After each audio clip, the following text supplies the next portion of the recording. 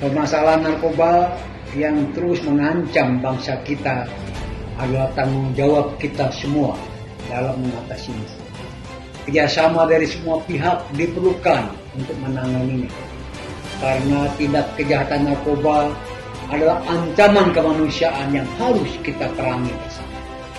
Anak muda sebagai generasi penerus bangsa juga perlu disadarkan untuk menjalani hidup yang lebih baik, hidup sadar, sehat, dan produktif, bahagia tanpa narkoba.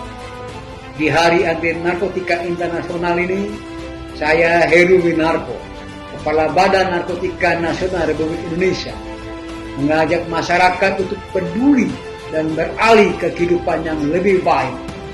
Hidup 100%. Hidup sadar, sehat.